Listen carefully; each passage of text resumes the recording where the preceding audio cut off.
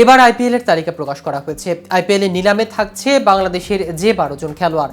Shakib, Mustafiz IPL এ দীর্ঘদিন ধরে খেলছেন। সাকিব 2021 সালের পর আর খেলেননি, তবে মোস্তাফিজ এখনও খেলছেন।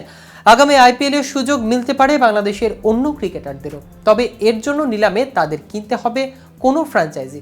এবারের আইপিএল এর নিলামে বাংলাদেশের 12 জন ক্রিকেটার থাকছেন। আজ নিলাম উঠতে যাওয়া ক্রিকেটারদের চূড়ান্ত তালিকা প্রকাশ করেছে আইপিএল কর্তৃপক্ষ। তো ভিউয়ার্স, তাহলে চলুন দেখে নেওয়া যাক আইপিএল এর এবারের মেগা নিলামে থাকছে বাংলাদেশের কোন 12 জন ক্রিকেটার।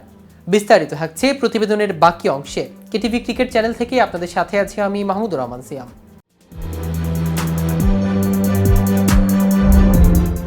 নিলামের জন্য নিবন্ধন করেছিলেন 1548 ক্রিকেটার, তবে যাচাই বাছাই করে আজ 574 জনের নাম প্রকাশ করেছে আইপিএল কর্তৃপক্ষ। নিলামে জায়গা না পাওয়া বাংলাদেশের একজনও আছেন। আইপিএল এর মেগা নিলাম এবার হচ্ছে জেদ্দায়। 24 ও 25 নভেম্বর হবে ক্রিকেটার বিকিনির সবচেয়ে বড় এ আয়োজন। আইপিএলে দীর্ঘদিন বাংলাদেশের প্রতিনিধিত্ব করা সাকিব ও মুস্তাফিজ আছেন 12 জনের চূড়ান্ত তালিকায়। সাকিব আইপিএলে খেলেছেন 9 মৌসুম, এর মধ্যে কলকাতার হয়ে খেলেছেন 7 মৌসুম। 2011 ও 2017 পর্যন্ত কলকাতা নাইট রাইডার্সের হয়ে খেলেছেন। এ সময়ের মধ্যে 2012-14 সালে কলকাতাকে চ্যাম্পিয়ন্স করার ভূমিকা রয়েছে সাকিবের। বাকি 2 মৌসুমে খেলেছেন সানরাইজার্স হায়দ্রাবাদে। মুস্তাফিজ 2016 সাল থেকেই আইপিএলে নিয়মিত মুখ। এই দুজন ছাড়া আইপিএল এর আগে খেলা ক্রিকেটারদের সাথে আছেন লিটন দাস। তিনি 2023 সালে কলকাতার হয়ে এক ম্যাচ মাঠে নেমেছিলেন। এছাড়া চূড়ান্ত তালিকায় থাকা অন্য ক্রিকেটাররা হলেন রিশাদ হোসেন, তাসকিন আহমেদ, শরীফুল ইসলাম, তৌহিদ হৃদয়, মেহেদী হাসান মিরাজ, তানজিম হাসান, মেহেদী হাসান, নাহিদ রানা ও হাসান মাহমুদ।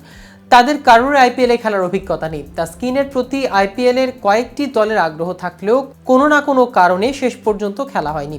দুদিনে 574 ক্রিকেটারকে নিলামে তোলা হবে। এর মধ্যে 366 জন ক্রিকেটার ভারতীয় ও 208 জন ক্রিকেটার বিদেশি। আইসিসি সহযোগী সদস্য দেশগুলোর থেকেও 3 জন ক্রিকেটার আছেন। নিলামে আছে অভিষেক না হওয়া 318 জন ভারতীয়, অভিষেক না হওয়া 12 জন বিদেশি ক্রিকেটার। ফ্র্যাঞ্চাইজিগুলো 204 জন ক্রিকেটার কিনতে পারবেন, যেখানে বিদেশিদের জন্য জায়গা আছে 70টি। তবে টুর্নামেন্টটিতে সর্বশেষ আসরের নিলামে এবারে শেষ দিকে থাকছে মুস্তাফিজের নাম। আসরের নিলামে এবারে শেষ দিকে মুস্তাফিজের নাম তোলা হয়েছে, যেখানে তার ভিত্তিমূল ছিল 2 কোটি রুপি। নিলামে তার জন্য শুরুতেই বিড করে চেন্নাই, তবে আর কোনো দল আগ্রহ না দেখানোয় ওই ভিত্তিমূলে বাংলাদেশের ওই পেসারকে পেয়ে যায় ধোনির দল। চেন্নাইয়ের হয়ে অভিষেক আসর খেলতে নেমে খুব একটা খারাপ করেনি ফিজ। 9 ম্যাচে 14 উইকেট নিয়ে আসর ছাড়ার সময়ও যৌথভাবে সর্বোচ্চ উইকেট শিকারীর আসনটা ধরে রেখেছেন তিনি। তবে আসন্ন আসরের আগে আর তাকে নিয়ে আগ্রহ দেখায়নি কর্তৃপক্ষ। এদিকে সৌদি আরবে অনুষ্ঠিতব্য নিলামে মুস্তাফিজও থাকছেন নিলামের টেবিলে। সেখান থেকে চেন্নাই বা অন্য কেউ দলে ভেড়াতে পারে টাইগার এই পেসারকে। কলকাতার কথা বলতে গেলে কলকাতা রেখে দিয়েছিলেন Sunil Narine, Andre Russell, Riku Singh, Ramandeep Singh, হর্ষিত রানা ও বরুণ চক্রবর্তীকে।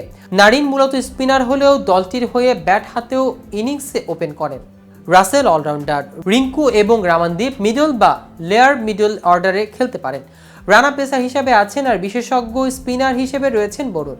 ওপেনিংয়ে নারিনের সঙ্গী হিসেবে স্লটকে নিতে পারেন কলকাতা। গত বছর কলকাতার হয়ে 12 ম্যাচে 435 রান করেছিলেন তিনি। সেই সঙ্গে উইকেট রক্ষকের দায়িত্ব পালন করেছেন তিনি। যদিও স্লটকে না পাওয়া যায়, সেক্ষেত্রে গুরবাজকে চাইতে পারেন তারা। এছাড়া ভারতীয় কাউকে নিতে চাইলে ঈশান কিষানের উপর নজর থাকবে। আর ঋষভ পন্ত তো আছেনই।